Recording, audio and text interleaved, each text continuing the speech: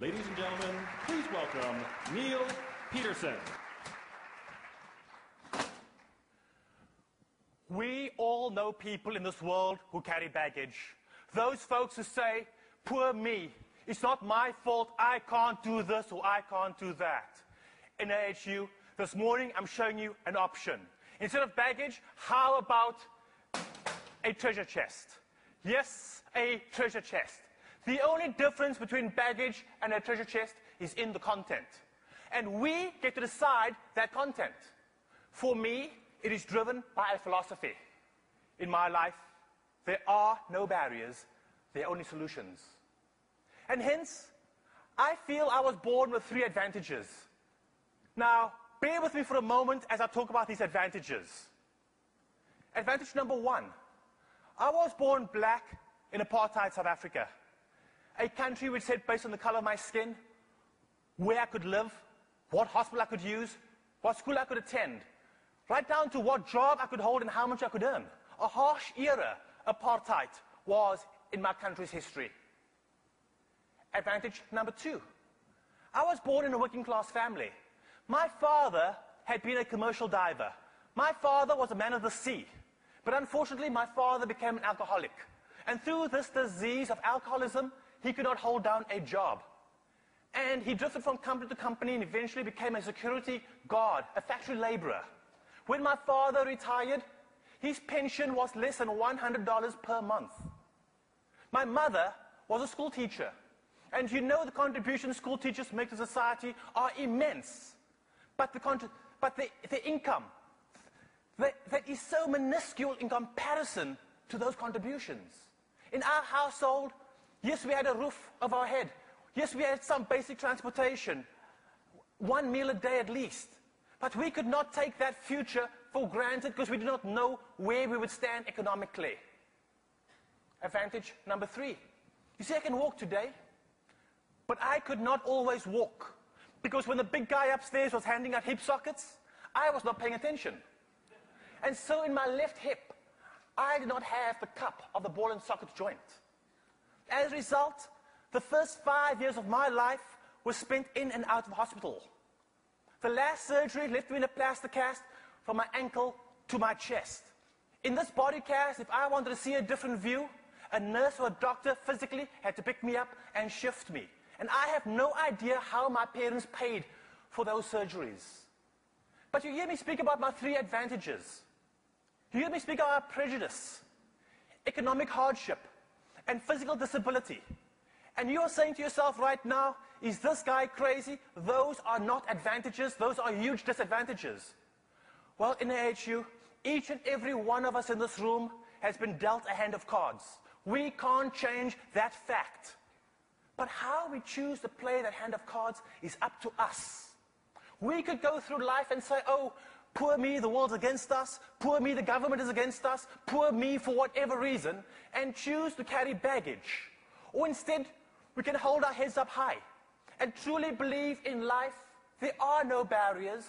We will find solutions. We will choose to carry no chips on our shoulders. This is how we begin to turn our disadvantages into advantages. But more important, when we look at our past, and we say, yes, we have dealt with some very hard things. And because we have dealt with those hard things, whatever the future will throw at us, we can deal with that too, because we are survivors, we are winners. This is how we find the treasures of our life. I challenge you to go forward and hunt for your experiences as treasures, not as problems or things of the past that hold you back, but as reasons to excel as we go and look towards that future, as you, as brokers, make a difference. And so, I lay in this hospital bed, and one morning a doctor makes his rounds, and he shows up at my bed, and he says to me, son, what are you interested in? And I said, boats. I grew up in the coastal city, Cape Town, South Africa. Indian Ocean on one side, Atlantic on the other. I grew up with the stories of my father and his time at sea. It was natural to be drawn to boats. My community were fishermen. A few days later, that doctor showed up with an entire stack of sailing magazines.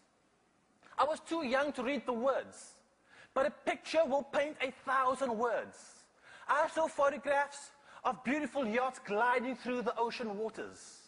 And I thought, maybe one day I could be on that boat.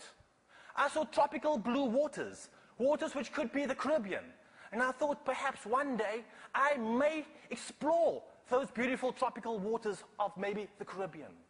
Ladies and gentlemen, when we have hope, we have the most powerful tool within ourselves to overcome anything.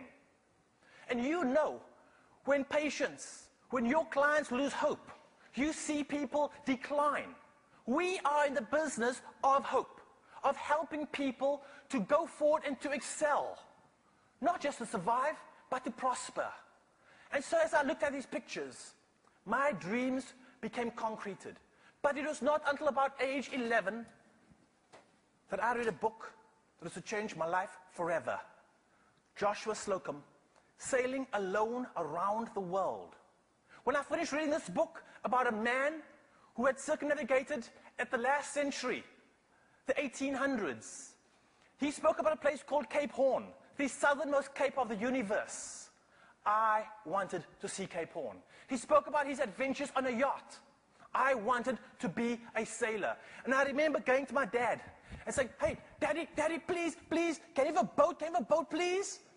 But on the income my father was earning, was that possible? No. But my mother said, son, stay reading, stay dreaming.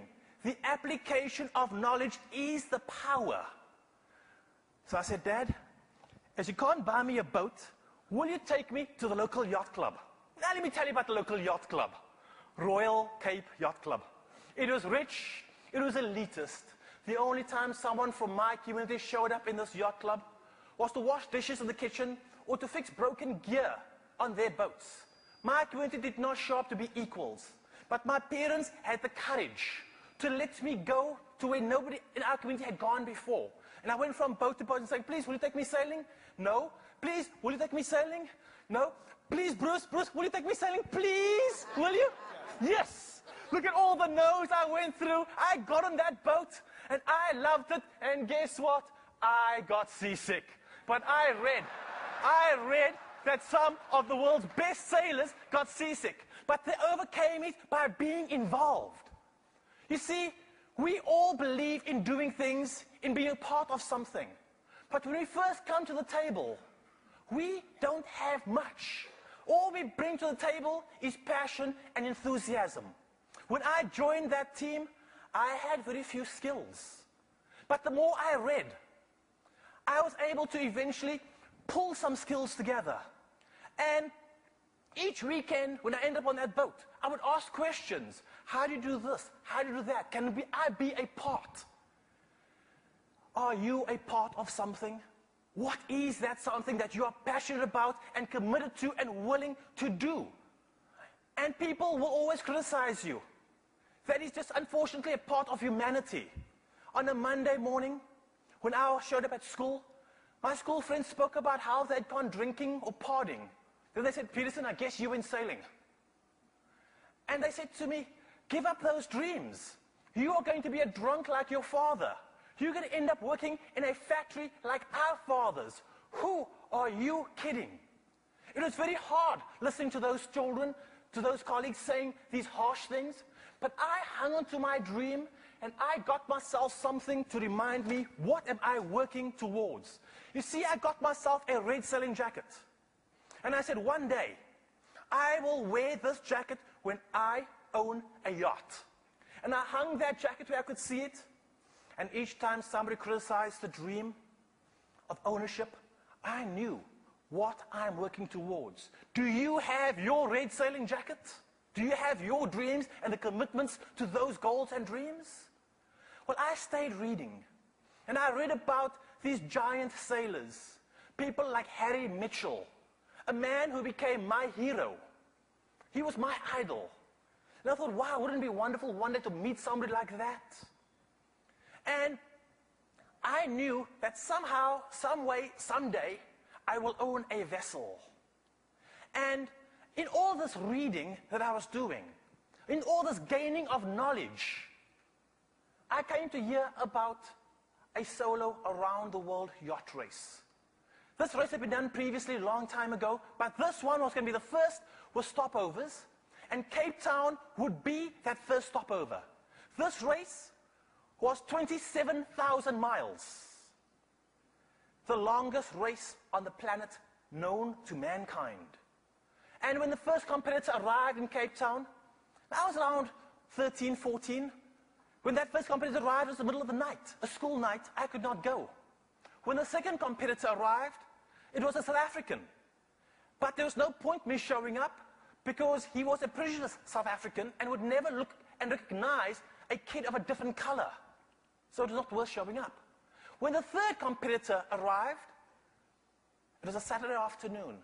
I'd been on the dock since pre-dawn, waiting. And it was just by chance that I was on that dock as he came alongside. And as he looked up at this crowd that had gathered, he said, "I need a volunteer. I need help." And by the time the word help was out of his mouth, I was landing on his deck. We must be willing to step up to the plate. We are volunteers. You have volunteered your time to do what you want to do in this industry and to be here in New York City. And so we cleaned up the boat, we stowed sails, we coiled lines, and when we were done, I began to ask this individual a bunch of questions. Where did you find the money for the boat? Why the route that you took? Why did you do that? What will happen on the next route? Will you be first? And this individual answered every single one of my questions, and that was significant. His name, Richard Broadhead.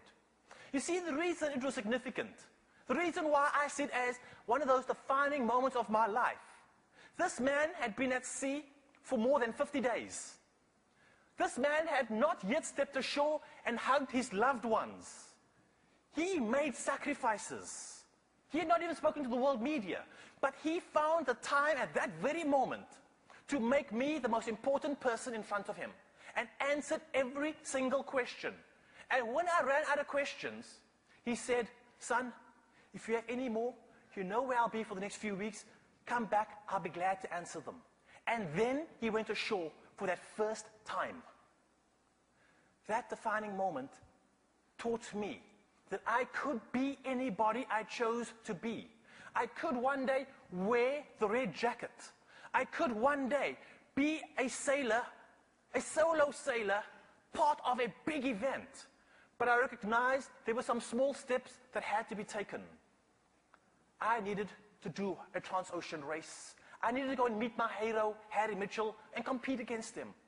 But here I am, a kid in South Africa with no money, with no prospects. How do we go from nothing to something of significance? Well, it comes down to we take baby steps.